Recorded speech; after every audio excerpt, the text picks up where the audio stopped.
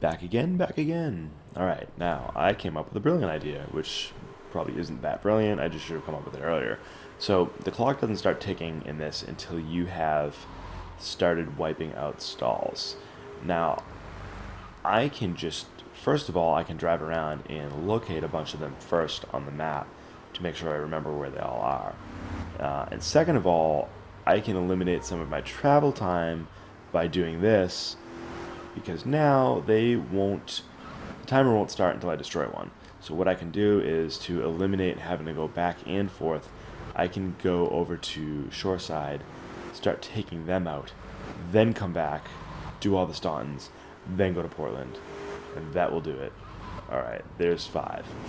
So I've got all 5 unlocked here. Now I'm going to head back in the direction of Shoreside. And what I'm going to do is I'm going to start there, and that will, A, will be better than the last run because I won't have to go over the lift bridge twice, and B, it will cut down on my travel time overall because I won't have to go back and forth. I can just cut across the 3 islands once, and that'll be that. So this is what I should have done from the beginning. Well, at least on the second run. The first one, I can understand.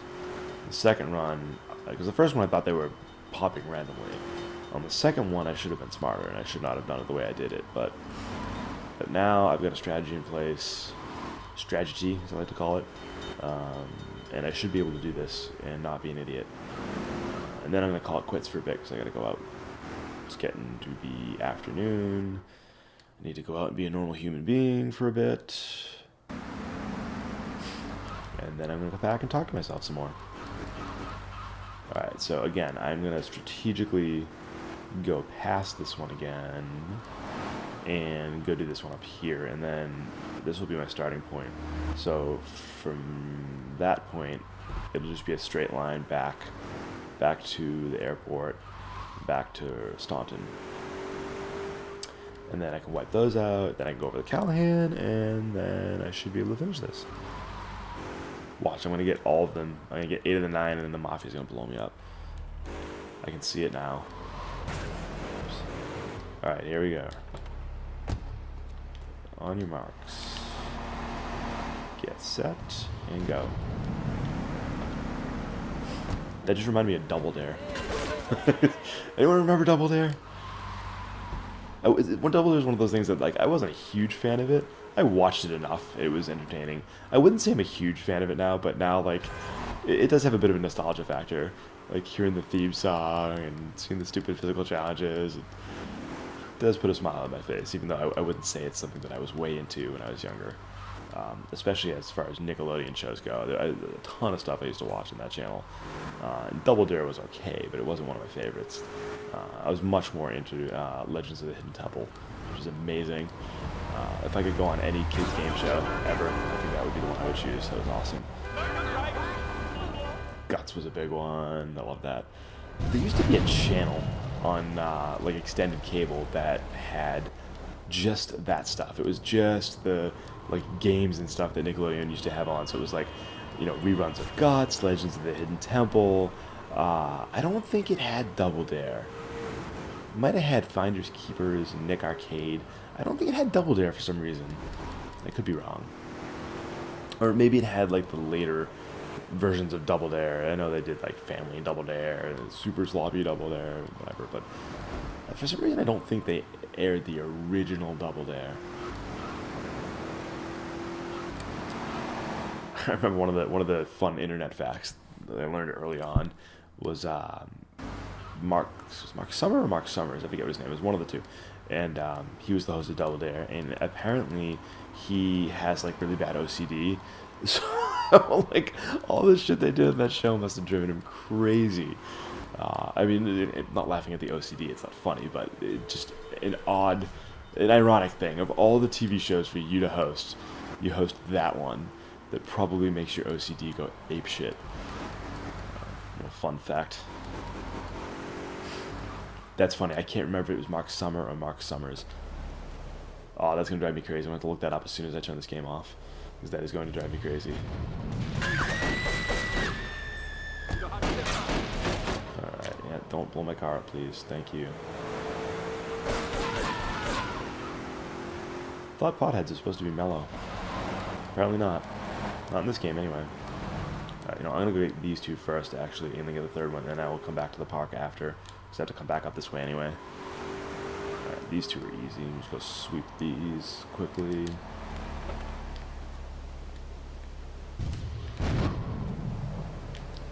Let's see how many rockets I can fire in the public in the middle of a city without getting a wanted level. It's like a challenge unto itself. I remember when this first came out, that was like the big draw. It was just like running around and causing mayhem and seeing how much you could get away with. You know, seeing how many cops you could evade and stuff like that. While still fun, I don't usually play games that freeform anymore. I kind of need an objective. I need some sort of structure. I'm the same way when I play sports games. I can't just boot up Madden or NHL and just play it. I need to be in a franchise. I need to be in a league. I have to be doing something. I never just boot up a sports game and play it. I'm kind of the same way with these types of games. Like, I get the appeal of it, but I've played so many games that just playing for the sake of playing doesn't do it for me. I need structure. I'm kind of like that in real life too. When I play sports, like when I play tennis, you know, we warm up, and within a minute of warming up, I get bored. I just want to start. But you know, you've got to spend some time getting used to swinging and hitting the ball, especially if you're playing with someone who doesn't play very often. And I always get bored. I'm like, oh, I just want to start the match. Definitely a problem. Let's put these guys up. Ooh, that's actually an easy in, easy out, because now I can just go right back out that way. I've got 3.5 minutes to get the last two. Alright. I can just go right back out and do this. Actually, I think I may have picked the best route possible for once in my life. Now let's try to avoid getting my car blown up, taking a wrong turn, or anything else that might be awful. You know what I think I'm going to do is, after I get the next one, I'm actually going to hop in another car.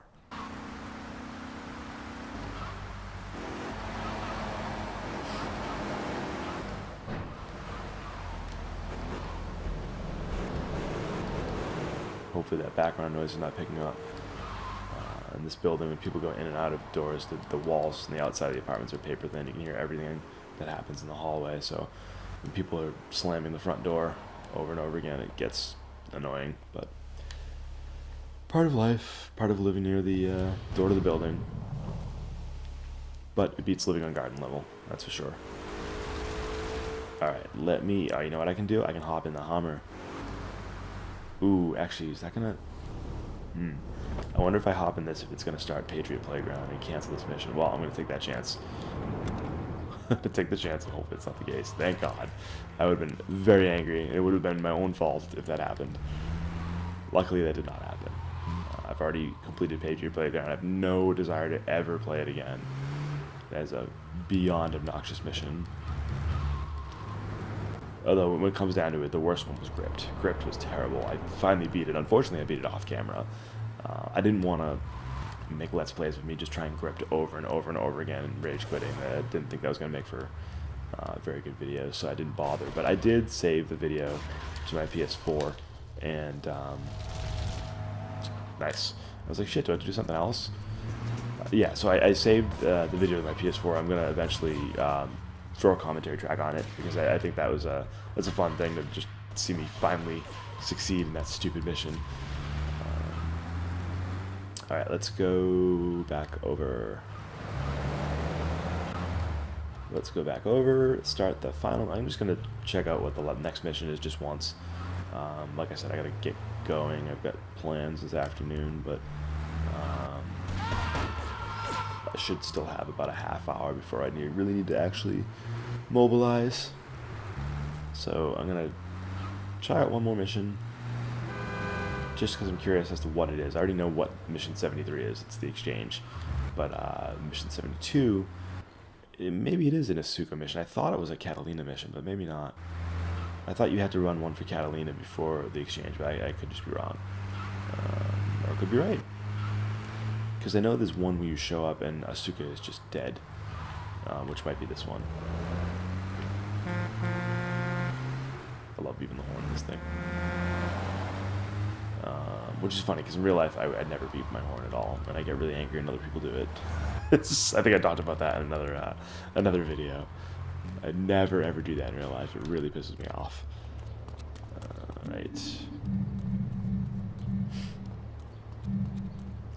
Don't know if I need these or not. It might be a vehicle-based mission. It might be an on-foot mission. I'm certainly going to need them when it comes time to do the exchange. You know what I also have in here is the Bulletproof Patriot, which I may need. I may actually use that for the exchange. The problem is, if I fail it, I lose it. So what I'll probably do, if I decide to use that, is I'll probably just reset if I lose instead of allowing it to fail and you know, going through it over and over again. Yeah, what I'll most likely do is I'll probably try it a few times before I try to use the Bulletproof Patriot. If I'm really struggling, I can try that strategy. At least try to go in. Like, I don't think it's entirely bulletproof, but it's I think it just has a higher defense. And, you know, obviously rockets and grenades and all that crap will still take it out. But yeah, I mean, I've read about the Bulletproof Patriot. I don't think I've ever actually tried using it, though. Or either I have or I've, you know, flipped it or not really gotten much out of it. Do we tighten it some more now, or just wait for it to turn black and fall off? Give it a quick prod. Oh, what is that gooey yellow stuff?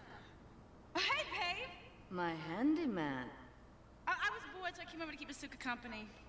She's got the makings of a natural, this girl. She's managed to extract this little gem from our guest. There's a plane coming into Francis International in 2 hours' time. It is full of Catalina's poison. You can avoid airport security by getting a boat out to the runway light buoys and shooting the plane down on its approach. Collect the cargo from the debris and stash it. Oh, you be careful now, okay, baby? Now try the chili oil.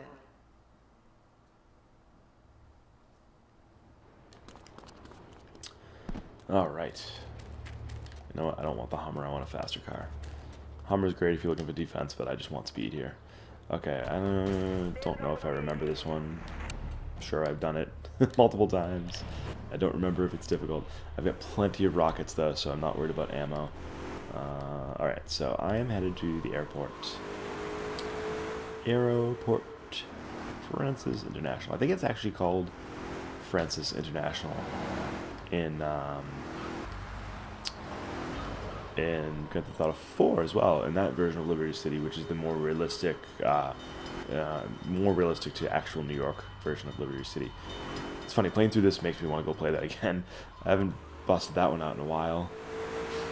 That's a divisive game. There's a lot of people that really didn't like that one, which is weird, because it's one of those games where everyone liked it when it came out, and then later on everyone's like, nah, that game was terrible. Alright, sure. I always think that's strange, especially when a game reviews well across like all media outlets. Like, I understand that game reviews are, you know, one individual human's opinion, and just because one person says a game's awesome doesn't mean everyone will think it's awesome. But when you look at an aggregated score, either, you know, via Metacritic, or if you're actually, you know, surfing different sites and reading different people's reviews, and when a game is universally getting good reviews and then gets universally trashed, you know, a year later or a few years later, it always strikes me as a little odd. I always felt that people allow their opinions to be molded by other people, which I think is stupid. What am I doing? Oh, son of a bitch, I need to get a boat in. Oh, God. I need to start paying attention, really. I need a boat first, and I'm going to end up running out of time because there's only a minute and a half left. God damn, I really have problems with that.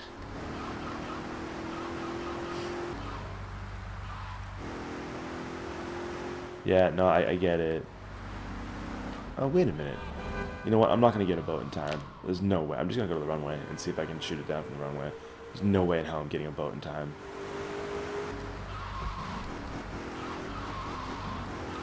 I was trying to think if there's a dock in Shoreside. I don't think there is. In fact, I'm pretty sure there's not. I don't think you can take a boat here. Because if you could, then as soon as you get the boat in stunt, then you can take it over here without glitching. You know, it'd probably just give you an automatic 6-star wanted level, but I don't think you can do that. I don't think there's actually any piers or docks over here. Oh, that was interesting. Alright, let's just do it this way then. Screw it. I guess the problem is once it's touched down, not much you can do. Yeah, you're dead. Clearly waiting for me. But yeah, you know, once you're once it's touched down, I think I'm screwed, but I could be wrong. You move, big man.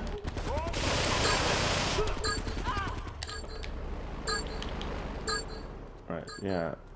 Shoot the plane down. Where's the plane? This is dumb. Look, what is even ticking down? You big buck Yankee boy. Like, I don't know. I just don't get it. You move, big man. I guess you have to get the boat, and that's like part of the mission checkpoint, which is really stupid. You gonna be sorry. I mean, there's a lot of stuff like that in this game where it's, you know, I feel like, okay, the mission tells me I need to do this, and I feel like I can do it. Oh, that was close. And I feel like I can do it one way, but then that way doesn't work, and it's just like, come on.